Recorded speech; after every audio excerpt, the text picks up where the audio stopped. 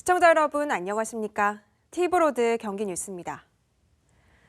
버스 노조들이 주 52시간제 시행 등과 관련해 파업을 예고하고 있는 가운데 경기도 시장군수협의회가 경기도의 대책 마련을 촉구하고 나섰습니다. 준공영제와 관련해선 시군 재정의 위험 요소가 될 것이라며 우려를 나타냈습니다. 먼저 김효승 기자입니다. 경기 지역 시장 군수들이 한자리에 모였습니다. 경기도의 버스 정책과 관련한 지자체 입장을 정리하기 위해서입니다. 염태영 경기도 시장군수 협의회장은 버스 업체의 주 52시간 시행을 앞두고 도가 별다른 대책을 내놓지 못하고 있다고 비판했습니다. 준공영제 시행과 관련해서도 소통 없이 정책을 마련하고 있다며 불만을 드러냈습니다. 세부적인 플랜을 잡을 때는 기초지자체하고 긴밀히 협의하지 않으면 이거 정말 모든 문제가 기초지자체는 재정 폭탄으로 엄청나게 다가올 문제이기 때문에 이 문제를 깊이 있게 논의를 해야 되는데 그렇지 않고 그 정략적으로 접근하는 경향이 너무 크다는 거예요. 염 회장은 주 52시간 근무제 시행이 한 달도 남지 않은 상황이라며 대책 마련을 촉구했습니다. 정부의 재정 지원을 받아내지 못할 경우 시군의 일방적인 재정 부담이 생길 것으로 우려하고 있기 때문입니다. 70-80% 이상이 되는 것들은 개별 지자체가 예산을 다 100% 충당하지 않으면 안 되는 준공영제를 시행하게 되는 거예요. 그렇게 되면 우리 시 같은 경우도 1,000억이 넘는 예산이 벼랑간 더 들어가야 돼요. 주 52시간 근무제가 시행되면 도내 2,100여 개 버스 업체가 영향을 받게 됩니다. 300개가 넘는 노선은 수익성 악화로 단축되고 50여 개의 노선은 아예 폐지될 수 있다는 전망도 나오고 있습니다. 수원시는 경기도와 국토부가 불참하더라도 11일 버스 대토론회를 예정대로 개최할 예정입니다. 참여 정부를 지나고 또 시민 내 정부 또 촛불 대혁명으로 만들어진 정부하에서도 토론과 공론을 향해 회피하는 것들은 결코 바람직스럽지 못하기 때문에 저희로서는 내일도 패널석과 명패를 만들고 기다리겠다는 것으로 말씀드리고 싶습니다. 한편 경기도 시장군수협의회에선 최종환 파주시장을 대표로 하는 특별대책기구를 구성하고 경기도와 버스 문제 해결 방안을 논의해 간다는 계획입니다. 티브로드 뉴스 김효승입니다. 한편 경기도는 일단 광역버스에 대해서만 노선 입찰제 형태의 버스 공영제를 예정대로 진행하겠다는 입장입니다. 이미 시군을 대상으로 관련 토론회와 공청회를 충분히 진행했다며 예정대로 9월에는 노선 입찰제를 실시할 계획입니다. 박일구 기자입니다. 경기도가 늦어도 9월에는 16개 광역버스 노선에 대해 경쟁 입찰을 실시하고 사업자를 선정하겠다고 밝혔습니다. 이른바 이재명식 버스 공영제로 경기도는 오는 24일 구체적인 내용을 발표할 예정입니다. 주로 2기 신도시와 중소형 택지 개발 지역을 다니는 노선으로 이미 서울시와 노선 협의도 끝낸 상황입니다. 새로운 준공영제 모델로 준비 중인 노선 입찰제 시범 사업은 도민의 교통 편의 증진에 가장 시급한 광역버스 도입에 중점을 두었습니다. 시군과 협약 등의 행정 절차를 거쳐서 올해 9월께 노선 입찰을 시행할 예정입니다. 경기도는 노선 입찰제 시행과 함께 교통공사 설립에 들어간 상태입니다. 이미 행안부의 관련 행정 절차도 마무리했고 내년부터는 광역버스 중심의 노선 입찰제를 확대할 예정입니다. 하지만 시군의 반발은 여전히 커지고 있는 상황입니다. 일반 시내버스는 경기도 준공영제에서 빠져 있는 데다 광역버스 사업비까지 부담해야 하는 상황이기 때문입니다. 노선 입찰제, 공영제 방식을 추가한 4트랙, 4트랙 버스 운영체계 구축이다. 상당히 어려운 말이에요. 사실 그거 아무도 이해 못합니다. 그런데 이것이 알다시피 모든 기초시군하고 다 연결되어 있는 거거든요. 이에 대해 도 관계자는 장기적으로 일반 시내버스까지 노선 입찰제 형식의 준공영제를 확대할 계획이라고 밝혔습니다. 하지만 구체적인 시기를 밝히지 못하고 있고 사업비의 최대 70%를 시군이 감당해야 하는 것은 여전히 문제가 되고 있습니다. 티브로드 뉴스 박일국입니다. 안성과 용인시는 평택의 송탄 유천 취수장으로 인해 40년 동안 개발을 못하고 재산권이 묶여 있는데요. 이와 관련해 경기도 상수원관리 조례 개정안이 지난달 말에 입법 예고되자 해당 조례를 폐지해달라는 목소리가 나오고 있습니다. 왜일까요? 주하영 기자입니다. 물이 부족한 평택시에 물을 공급하기 위해 유천과 송탄에 추수장을 설치한 건 40년 전. 이로 인해 상류 지역인 안성과 용인시는 긴 세월 개발을 하지 못하는 등의 규제를 받아왔습니다.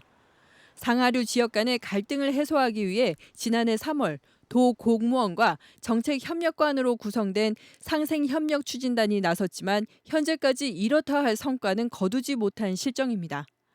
이런 상황에서 경기도 상수원 관리지역 지원조례 일부 개정 조례안이 논란이 되고 있습니다. 현행 조례는 상수원 관리를 위해 도지사와 도의원, 주민 등으로 정책협의체를 구성해 여기서 심의 의결하도록 했습니다. 그런데 개정 조례안은 모두가 합의해 결정하고 결정된 사항의 이행에 노력해야 한다는 문구로 수정됐습니다. 유원영 안성시의원은 모두가 합의해 결정해서 평택시가 반대하면 결국 합의를 못하는 것 아니냐며 개정 조례안 폐지를 요구했습니다. 평택시에서 반대하면 영원히 폐사하지 못하는 조례안이 용인시 지역구 도의원이 대표 발의하여 입법 예고되었고 해당 조례안은 당연히 처리되어야 한다고 생각합니다. 안성의 몇몇 농민들도 시의원과 뜻을 같이 하며 경기도 의회에 의견서를 제출한 상태입니다. 내가 여기 미양 사람이니까 직접 저기 하천 옆에 연관이 돼 있으니까 평택이 저기 양구를 해야지 그래. 우리는 아무것도 못 하고 있는데 지금 나는. 경기도 의회의 정례회가 시작되지만 관련 조례는 의결되지 않은 채 이번 회기에서는 논의되지 않을 것으로 보입니다. 접수만 됐고 올리려면 이번에 올리거나 이렇게 했어야 되는데 이게 일단은 뭐 그냥 계속 중으로 이렇게 보류시킨 것 같아요. 일단 접수만 돼가지고 계속 논의되는 상태입니다. 경기도 상수원 관리지역 지원조례는 중첩 규제로 불이익을 받는 도내 상수원 관리지역에 주민생활 편의를 도모하고 상하류 지역의 갈등 해소를 지원하기 위해 제정됐습니다. 그러나 안성과 용인, 평택시는 아직까지 이 조례의 수혜를 입지 못하고 있습니다. 티브로드 뉴스 주아영입니다. 용인시가 지난 4월부터 운영을 시작한 시민청원 제도에 대한 첫 번째 공식 답변을 공개했습니다. 4천 명이 넘는 시민들의 동의를 얻은 보라동 물류센터 허가 철회 건인데요. 백군기 시장은 동영상 답변을 통해 안전을 최우선으로 해결 방안을 찾고 제도를 개선하겠다고 밝혔습니다. 박희분 기자가 보도합니다. 용인시가 운영하고 있는 시민청원 게시판 두드림의 1호 청원은 보라동 물류센터 허가 철회 건입니다. 주민들은 물류창고 예정 부지 주변에 학교가 밀집해 아이들의 통학 안전이 위협받는다며 건축 허가 전면 취소를 요구했습니다. 저희 주민들은 아이들의 통학길의 안전과 학교 앞에 고압가스 시설이 금지되었음에도 불구하고 교육청의 심의조차 받지 않은 시청에 강력하게 호소합니다. 1호 청원에 대한 답변에는 시장이 직접 나섰습니다. 백군기 시장은 우선 안전 문제에 대한 주민들의 의견을 깊이 공감한다고 밝혔습니다. 청원을 통해 주민 여러분께서 우려하시는 안전 문제, 특히 우리 아이들이 등하교 시 대형 차량의 이동으로 위험에 노출될 수 있다는 점에 대해서는 저 또한 깊이 공감하고 있습니다. 백 시장은 또 해결 방안을 다각적으로 검토하고 있다며 이번 청원을 계기로 난개발의 주요 원인인 대형 사업에 대한 허가 시스템을 개선했다고 강조했습니다. 사업주와의 적극적인 협의를 포함해 다각적인 해결 방안을 검토 중에 있습니다. 이번 청원을 계기로 난개발의 주요 원인인 대형 사업에 대한 허가 시스템을 6월 1일부터 획기적으로 개선하였습니다. 한편 4,100여 명의 동의를 얻어 2호 청원으로 성립된 성복동 신축 아파트 입주기간 조정 요청건에 대해 용인시는 60일에서 90일로 입주기간 연장을 시공사와 협의했다고 답했습니다. 티브로드 뉴스 박희붕입니다. 화성의 한 저수지에서 9살 남자아이가 숨진 채 발견됐습니다. 숨진 아이는 지적장애가 있었고 평소 물놀이를 좋아했다고 전해졌는데요. 경찰은 홀로 저수지로 물놀이를 갔다가 사고를 당한 것으로 보고 있습니다. 보도에 김성원 기자입니다. 경찰이 A군의 실종 신고를 받고 출동한 것은 지난 9일 오전 9시 20분쯤. 실종 대응팀을 파견해 일대를 수색하다 인근 저수지에서 A군의 것으로 추정되는 신발을 발견했습니다. A군이 살던 아파트에서 약 1.3km 떨어진 저수지 낚시터였습니다. 소방 공무원이 그 실종된 얘기해서 해줘서 약간 뭐 사람 잡고 기분이 약간 이상한 그런 게 있어서 나중에 경찰한테 그 얘기를 해줬지. 저 신발을 내가 담아놨다. 그래서 그때서 수색해서 찾은 거지. 경찰은 신고 후 약 12시간 만에 낚시터에서 얼마 떨어지지 않은 곳에서 A군의 시신을 발견했습니다. 외상이 없는 전형적인 익사 증상이었다고 경찰은 밝혔습니다. 숨진 A군은 지적장애 1급에 장애가 있었던 것으로 전해졌습니다. 친부 36살 B씨는 경찰 조사에서 아들이 정신지체 장애가 있고 평소 물놀이를 좋아했다는 진술을 한 것으로 전해졌습니다. 일단 경찰은 A군이 부모가 신경 쓰지 못한 사이 홀로 저수지로 물놀이를 나갔다 사고를 당한 것으로 보고 있습니다. 익사 사고이기 때문에요. 뭐 어떤 학대나 뭐 이런 흔적이 전혀 없어요. 타살 흔적이 전혀 없고.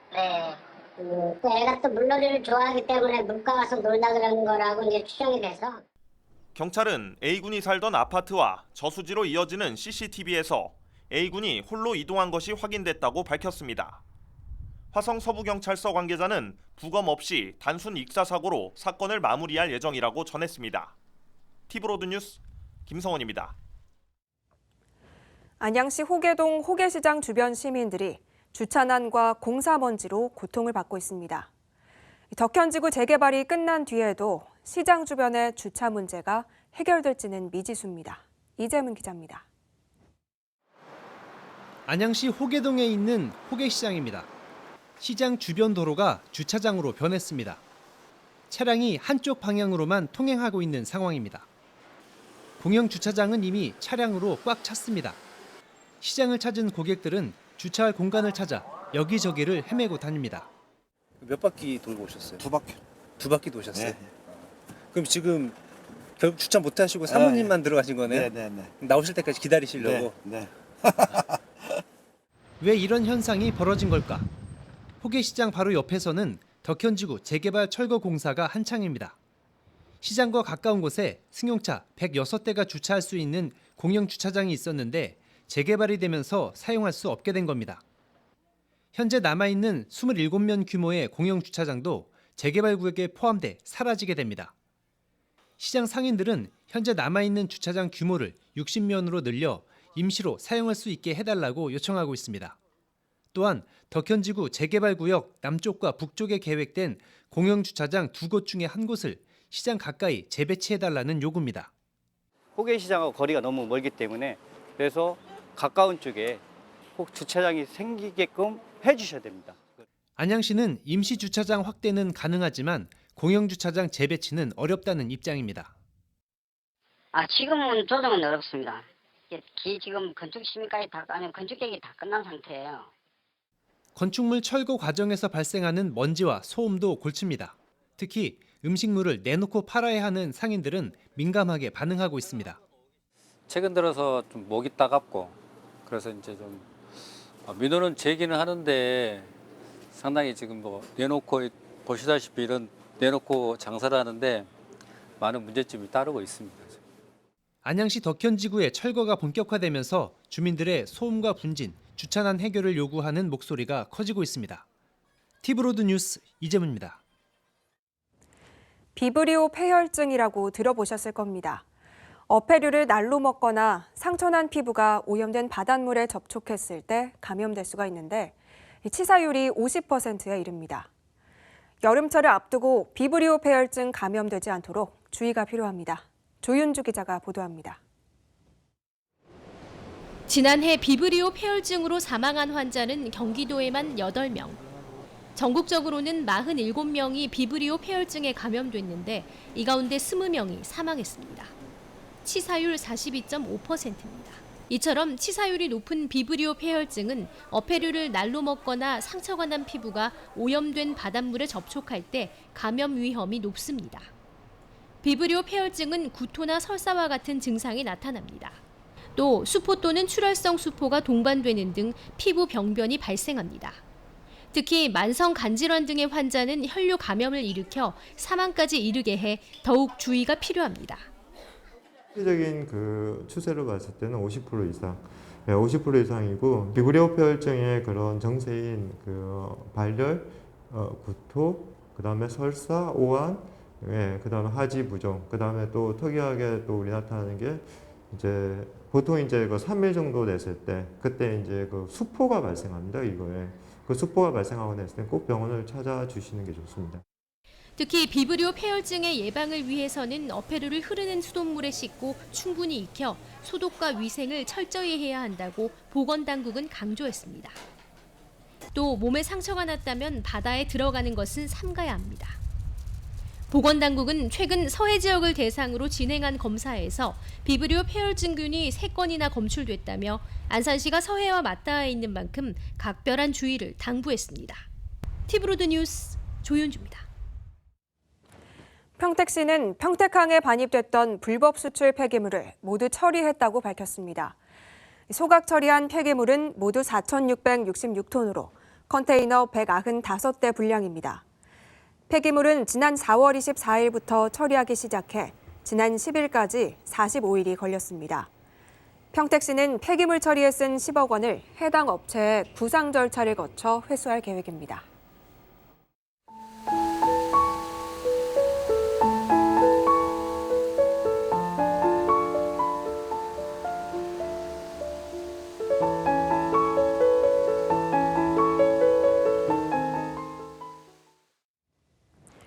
평택시도 유니세프 아동 친화 도시 인증에 도전합니다.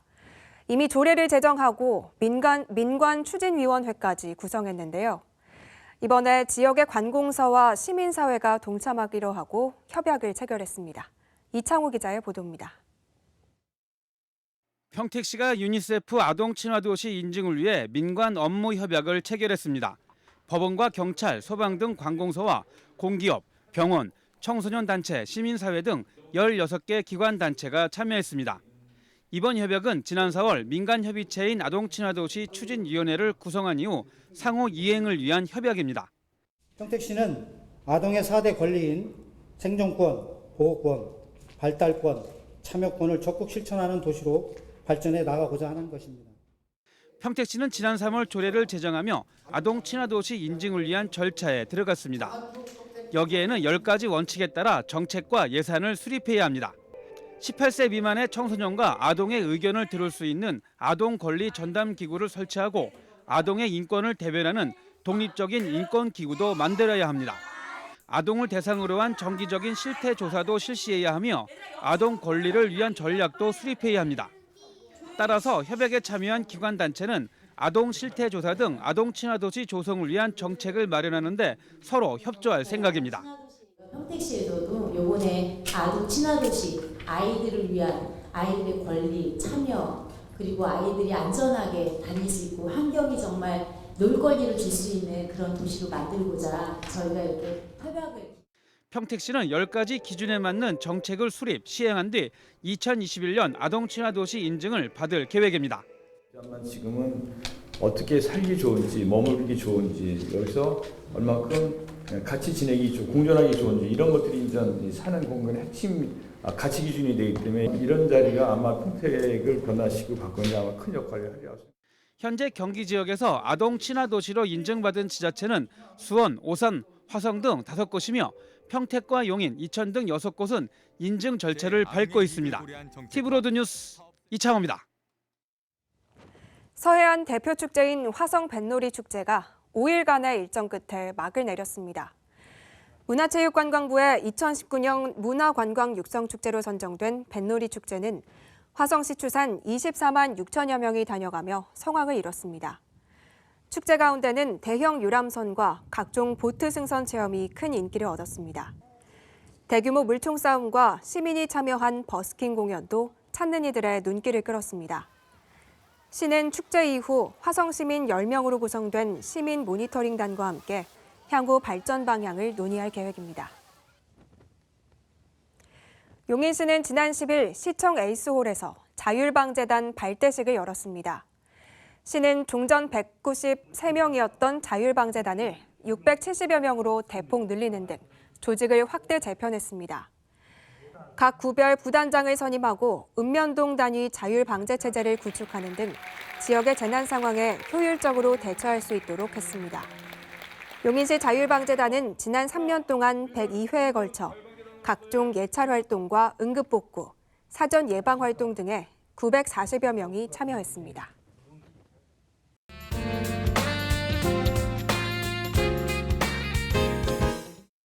안녕하세요. 정정입니다. 오늘은 남녀노소 누구나 좋아하는 닭고기 요리입니다. 더군다나 식어도 맛이 좋아서 나들이 음식으로 제격인데요. 오늘 닭고기 덮밥 소개하겠습니다.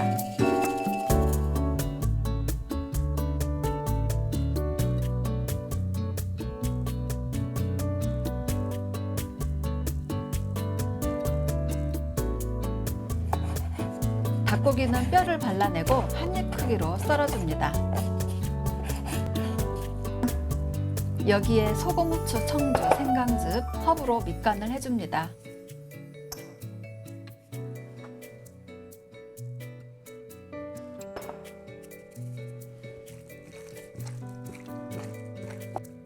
팬에 올리브오일을 두르고 닭을 넣어 노릇노릇하게 구워줍니다.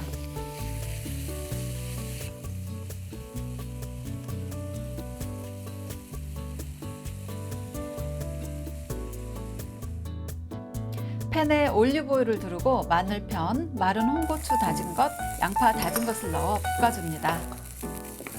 여기에 간장, 굴소스, 물엿, 식초를 넣고 끓으면 구운 닭고기를 졸여줍니다.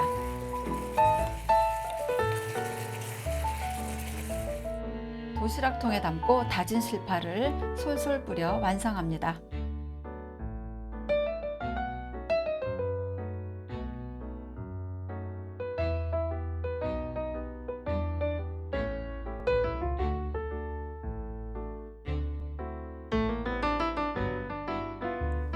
닭고기에는 필수 아미노산이 풍부해서 근육과 두뇌 발달에 도움이 됩니다. 활동량이 많은 나들이 음식으로 닭고기 조림 덮밥 적극 추천합니다. 다음은 지역 소식입니다.